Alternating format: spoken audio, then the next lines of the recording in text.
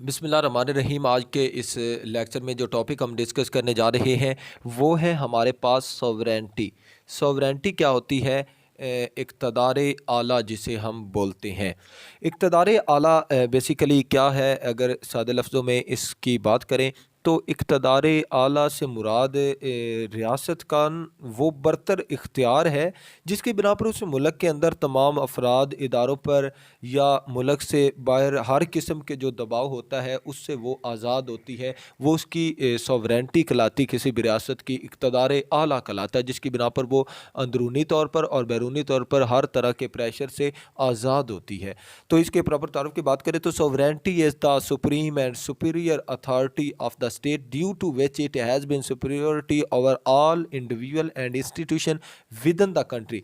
क्या कि इसमें तमाम इंडिविजुअल और इंस्टीट्यूशन में विद इन कंट्री सुपीरियर होती है। And externally it is a free and independent from all kind of pressure. वो हर किस्म के दबाव से क्या होती है? आज़ाद होती है। तो ये इसका तारुफ था। आगे इसकी मज़ीद बात करें डेरिवेशन की कि ये सोवरेंटी वर्ड कहाँ से ड्राइव किया गया, तो the word sovereignty has been derive from the Latin लातीनी वर्ड है सुपरेनस। सुपरेनस से ये माखूज़ हुआ है जिसका मतलब है विच मीन सुप्रीम पावर, जिसका मतलब है बरतर और आला तरीन, बरतर और आला तरीन। और आगे इसके हम मीनिंग की बात करेंगे। प्रॉपर क्वेश्चन तैयार है। तो मीनिंग क्या है? सॉवरेंटी मीन्स सुप्रीम पावर और अथॉरिटी, के सुप्रीम पावर या सुप्रीम आला अथॉरिटी को हम सॉवरेंटी बोलते हैं। आगे इसकी डेफिनेशंस की बात करेंगे। According to Aristotle sovereignty is the superior power of state. ये क्या है? स्टेट की सुपीरियर पावर है। तो आगे according to Pollock the power of sovereignty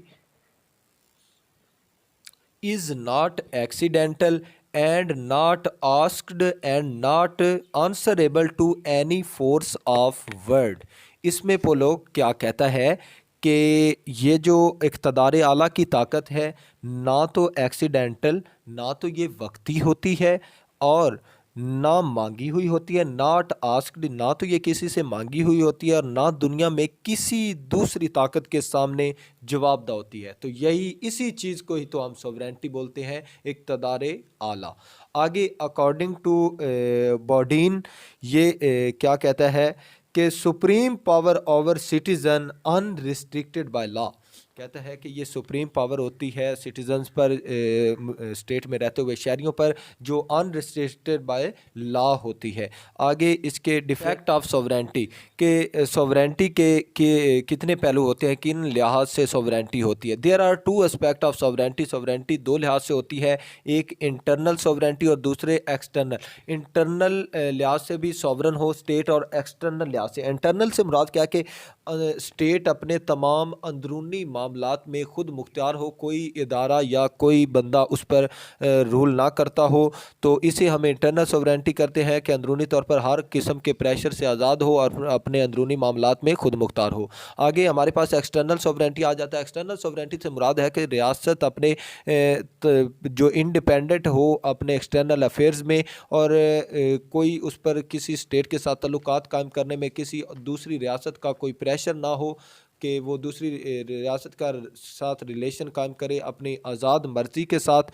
और इसके अपने किसी भी मामले में, चाहे वो जंग हो या अमन हो, किसी भी मामले में वो किसी से प्रेशर में ना हो कि उसके से पूछ कर वो अपना फ़ैसला करे। तो इसे एक्सटर्नल, किसी स्टेट का उस पर कोई प्रेशर ना हो, तो इसे हम एक्सटर्नल प्रेशर, एक्सटर्नल सॉवरेंटी कहते हैं कि एक्सटर्नली तौर पर वो प्रेशर से आज़ाद है।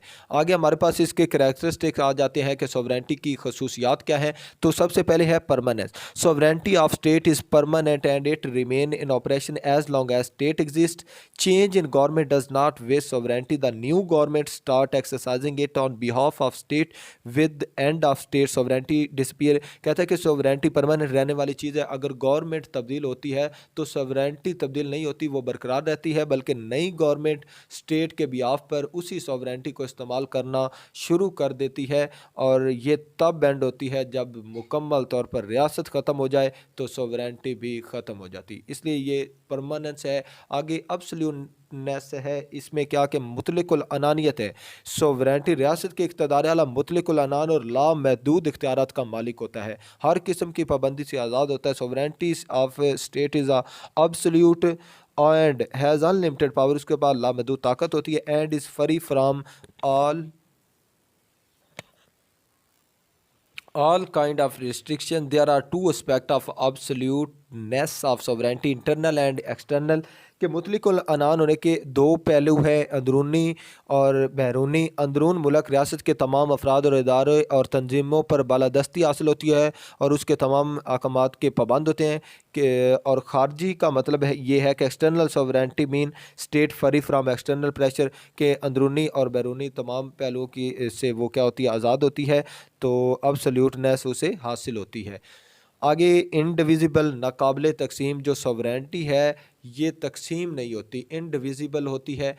Sovereignty is indivisible, the division of sovereignty in state is not possible. The power of government however can be divided, जो गवर्नमेंट की पावर होती है वो डिफरेंट अदारों में डिवाइड होती है कि ये काम आपने करना, ये आपकी ज़िम्मेदारी है और ये इख्तियार आपको हासिल है, लेकिन जो सोवरेंटी है ये इंडिविजिबल, ये तकसीम नहीं होती। However can be divided, dividing of sovereignty of state would mean that more than one state, कहता है कि अगर सोवरेंटी डिवाइड होगी तो इसका मतलब है जो आपने साथ में अपना हिस्सादार बनाया है वो एक खुद रियासत बन गया है, इसलिए ये डिवाइड नहीं होती।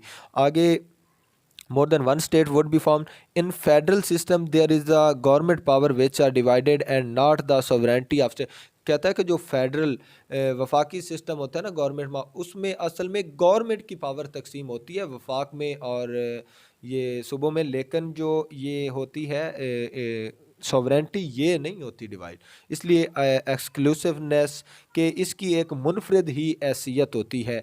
तो इस हवाले से एक्सप्लेन कि there is a no other force like this the sovereignty and this unique position in is held by the sovereignty, कहता है कि इसकी बड़ी मुनफरिद हैसियत है कि जिस तरह की ये फोर्स है ना सॉवरेंटी, इस तरह की स्टेट में कोई और ताकत नहीं होती। एंड दिस यूनिक, एक मुनफरिद position is held by the hold by the sovereignty, ये सॉवरेंटी को ही हासिल है जो इसने होल्ड की हुई है। No individual or institution within the state claim to have same power or independence as sovereignty, कहता है कि जिस तरह ये सॉवरेंटी है इस तरह की मुआशरे में कोई बंदा अपनी पावर क्लेम नहीं कर सकता या आज़ादी। Disagreeing with the sovereignty of state is considered as crime, कहता है कि जो सालमियत है उससे इख्तलाफ करना, इसका इनराव करना, ये एक जुर्म है। Individual and organisation can only continue activity that the sovereignty allow, कहता है कि जो इक़्तिदार आला अलाउ करता है वही एक इंडिविजुअल, एक ऑर्गेनाइजेशन एक्टिविटी कर सकती है। आगे अनट्रांसफरेबल, नाकाबिल इंतकाल, ये सॉवरेंटी एक बंदा दूसरे को ट्रांसफ़र नहीं कर सकता। Sovereignty is untransferable, it remain in its original state, अपनी ओरिजिनल स्टेट में रहती है। The transfer of sovereignty mean end of state, कहते हैं कि जब एक बंदा दूसरे को सॉवरेंटी दे देगा मतलब कि उसकी वो रियासत अपना वजूद खो चुकी है, लिहाजा ये अनट्रांसफरेबल होती है, ये ट्रांसफ़र नहीं होती। If sovereignty of state does not remain on the part of state, then the part will not be considered as territory of that state, कहता है वो हिस्सा जहाँ पर जो रियासत की सॉवरेंटी है उसका वजूद कायम ना रहे तो उसका मतलब है कि वो हिस्सा स्टेट का हिस्सा है ही नहीं, वो इलाका स्टेट का हिस्सा नहीं रहा। If government authorities are transferred from first government to another government after change of government, it cannot be called transfer of sovereignty, कहता है कि जब एक गवर्नमेंट चेंज होती है और दूसरी गवर्नमेंट जो इख्तियारात संभालती है तो उसमें वो जो अथॉरिटी होती है वो असल में क्या होता है, change of government can not be called transfer of sovereignty. वो जो ट्रांसफ़र होती है वो उसे हम सॉवरेंटी की ट्रांसफ़र नहीं कह सकते, because they are governmental power not a sovereignty. वो क्या होते हैं, गवर्नमेंटी इख्तियारात होते हैं जो एक गवर्नमेंट दूसरी गवर्नमेंट को देती है, लेकिन सॉवरेंटी नहीं देती। सॉवरेंटी उसी तरह कायम रहती है और नई हुकूमत आकर उसे अब स्टेट के बिहाफ पर एक्सरसाइज करना शुरू कर देती है। आगे इसकी काइंड्स हैं सॉवरेंटी की। सबसे पहले है टेटुलर एंड रियल सॉवरेंटी, के बराए नाम एंड रियल हकीकी सॉवरेंटी।